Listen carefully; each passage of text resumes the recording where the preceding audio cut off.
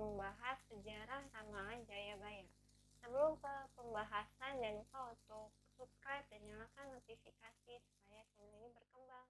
Sri Jayabaya atau nama lengkapnya Sri Maharaja Sang Mapanji Jayabaya, Sri Marweswara Madu Sudana Awatarandika, Sutri Singa Parakarma Utanggadewa adalah Raja Kediri termasyhur sebab dalam masa pemerintahannya Sri Jayabaya berhasil menaklukkan kerajaan Jenggala, musuh bebuyutannya yang sebenarnya masih saudara.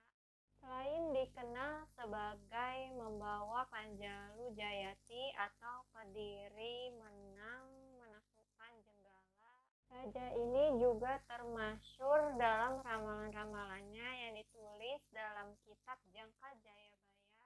Dianggap terbukti kebenarannya, yaitu ramalan tentang kedatangan orang-orang mata sipit atau Jepang ke Jawa yang kelak sebagai tanda munculnya zaman kemerdekaan bagi orang Jawa dari penjajah asing, dan lain sebagainya.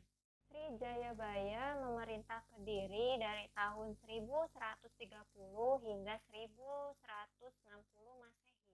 Ada juga yang berpendapat dari tahun 1035 sampai 1157 Masehi. Jayabaya dalam catatan sejarah merupakan anak dari Raja Kameswara, sementara ibunya adalah Ci Kirana atau Putri Kirana dari Jenggala. Selain itu, Sri Jayabaya dikisahkan sebagai keturunan langsung dari Raja Airlangga, raja terbesar dari kerajaan Kahuripan, yang sebelum kemangkatannya membelah menjadi dua kerajaan, yaitu Panjalu dan Jenggala.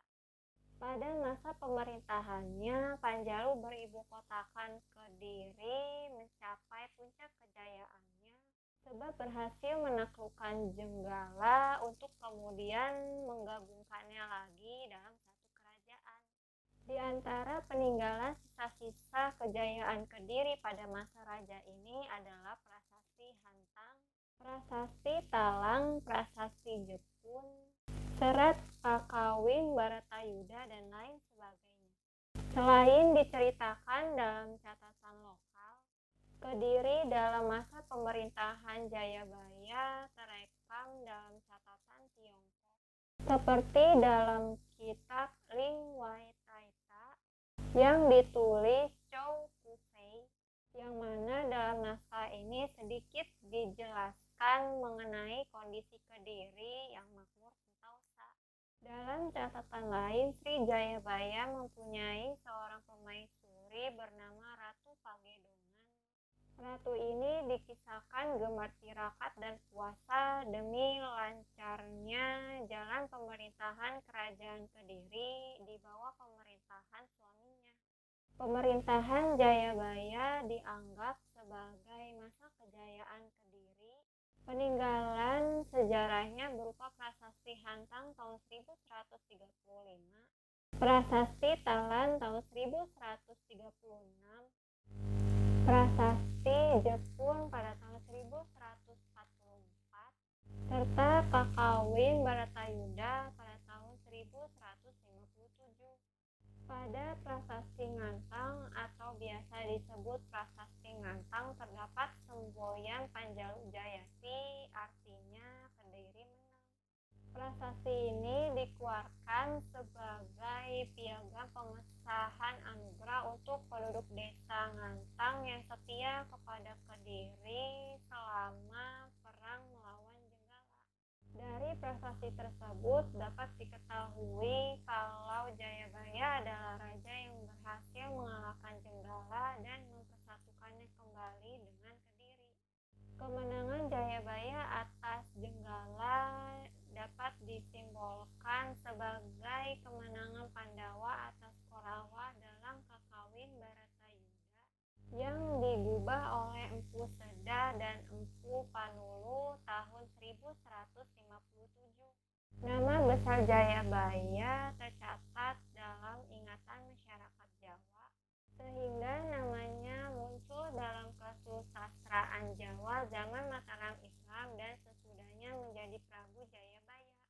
Dikisahkan Jayabaya adalah titisan Wisnu. Negaranya bernama Widarba yang beribu kota di Mamenang. Ayahnya bernama Gendrayana, putra Yudayana, putra Parikesit, putra Abimanyu, putra Arjuna dari keluarga Pandawa. Permaisuri Jayabaya bernama Dewi Sara. Lahir darinya Jaya Amijaya, Dewi Pramesti, Dewi Pramuni, dan Dewi Sasanti.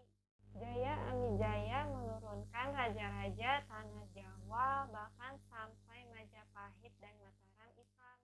Sedangkan Pramesti menikah dengan Asradharma, Raja Yawastina, melahirkan Angling Dharma, Raja Malawapati. Jayabaya turun tahta di usia tua. Ia dikisahkan moksa di Desa Menang, Kecamatan Pabu, Kabupaten Kediri. Tempat petilasannya tersebut dikeramatkan oleh penduduk setempat dan masih ramai dikunjungi sampai sekarang. Prabu Jayabaya adalah tokoh yang identik dengan ramalan masa depan Nusantara. Terdapat beberapa naskah yang berisi ramalan Joyoboyo, antara lain Serat Jayabaya Musarar, Serat Praniti Wakya, dan lain sebagainya. Dikisahkan dalam Serat Jayabaya Musarar, pada suatu hari Jayabaya berguru pada seorang ulama bernama Maulana Ngali Samsudin. Dari ulama tersebut Jayabaya mendapatkan gambaran tentang keadaan Pulau Jawa yang diisi oleh Aji Saka sampai datangnya hari kiamat. Dari nama guru Jayabaya di atas dapat diketahui kalau serat tersebut ditulis pada zaman berkembangnya Islam di Pulau Jawa. Tidak diketahui dengan pasti siapa penulis ramalan-ramalan Jayabaya. Sudah menjadi kebiasaan masyarakat saat itu untuk mematuhi ucapan tokoh besar. Maka si penulis naskah pun berkata bahwa ramalannya adalah ucapan langsung dari Prabu Jayabaya, Raja Besar Kediri. Tokoh pujangga besar yang juga ahli ramalan dari Surakarta bernama Ranggawarsita sering disebut sebagai penulis naskah-naskah ramalan Jayabaya. Akan tetapi Ranggawarsita biasanya menyisipkan namanya dalam naskah-naskah tulisannya. Sedangkan naskah-naskah ramalan Jayabaya umumnya bersifat anonim. Ramalan Jayabaya atau sering disebut Jangka Jayabaya adalah ramalan tradisi Jawa yang dipercaya ditulis oleh Jayabaya. Ramalan ini dikenal pada khususnya di kalangan masyarakat Jawa yang dilestarikan secara turun-temurun oleh para pujangga. Asal-usul utama Serat Jangka Jayabaya dapat dilihat dalam kitab Musarar yang digubah oleh Sunan Giri Prapen. Sekalipun banyak keraguan keasliannya, tapi sangat jelas bunyi bait pertama dalam kitab Musarar yang menuliskan bahwasannya Jayabaya yang membuat ramalan-ramalan tersebut. Kitab Musarar dibuat tatkala Prabu Jayabaya di Kediri yang gagah perkasa. Musuh takut dan takluk, tak ada yang berani. Meskipun demikian, kenyataannya dua pujangga yang hidup sezaman dengan Prabu Jayabaya, yakni Mpu Sedah dan Mpu Panulu, sama sekali tidak menyebut dalam kitab-kitab mereka Kakawin Baratayuda, Kakawin Hariwangsa, dan Kakawin Gatotkaca Seraya bahwa Prabu Jayabaya memiliki karya tulis. Kakawin Baratayuda hanya menceritakan peperangan antara kaum Korawa dan Pandawa yang disebut peperangan Baratayuda. Sedangkan Kakawin Hariwangsa dan Kakawin Gatotkaca Seraya berisi tentang cerita ketika Sang Prabu Kresna, titisan Batara Wisnu, yang ingin menikah dengan Dewi Rukmini.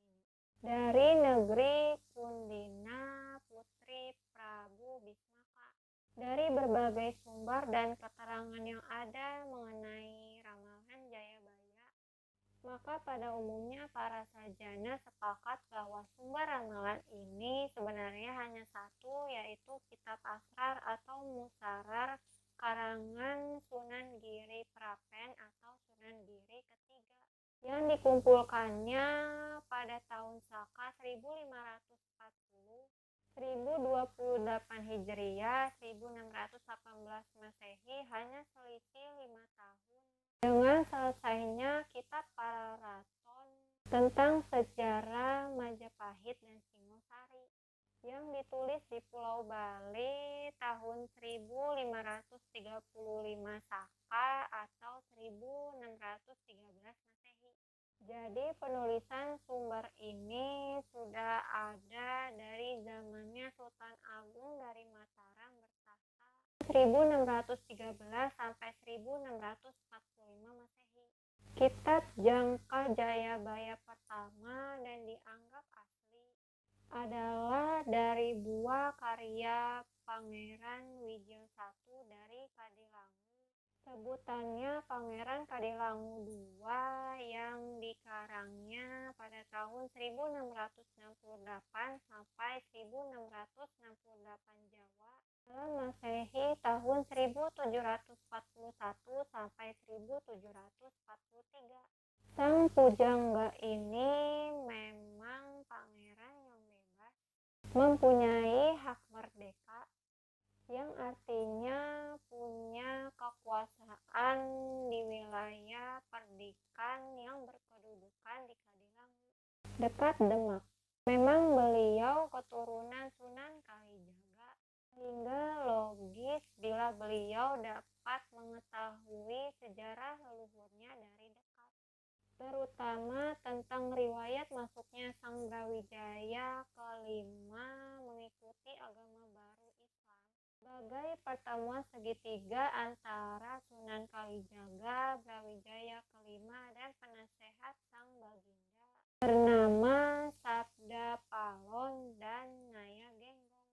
Di samping itu, beliau menjabat sebagai kepala jawatan pujangga Keraton Kartasura tatkala zamannya Sri Pakubuwana II pada tahun 1727 sampai 1749. Hasil karya sang pangeran ini berupa buku-buku, misalnya Babad Pajajaran, Babad Majapahit, Babad Demak, Babad Pajang, Babad Mataram, Raja Kapa-Kapa, Sejarah Empu, dan lain sebagainya.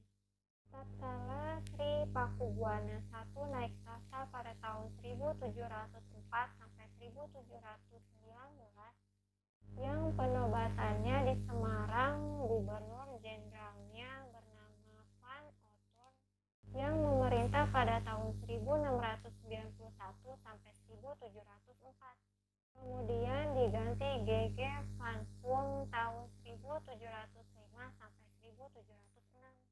Pangerannya sang pujangga yang pada waktu masih muda didatangkan pula di Semarang sebagai penghulu yang memberi restu untuk kerajaan keraton pada tahun 1629 Jawa dalam Masehi tahun 1705 yang disaksikan oleh G.G. Van Pun.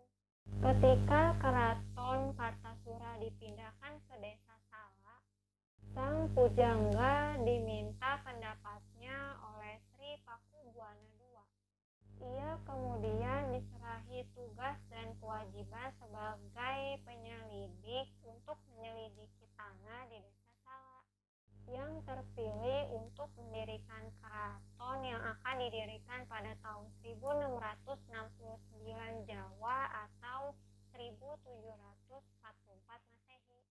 Sang pujangga wafat pada Senin Pon 7 Maulud tahun Bejamiah 1672 Jawa atau 1747 Masehi.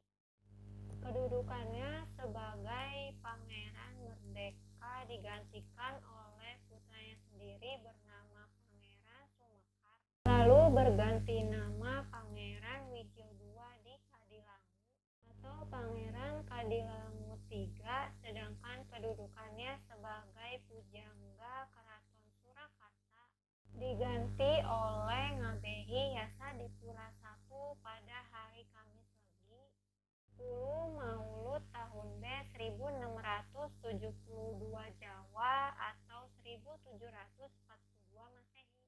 Isi ramalan Jayabaya sebenarnya ada 212 ramalan Jayabaya yang pada zamannya Sri Pakubuwana II di Surakarta.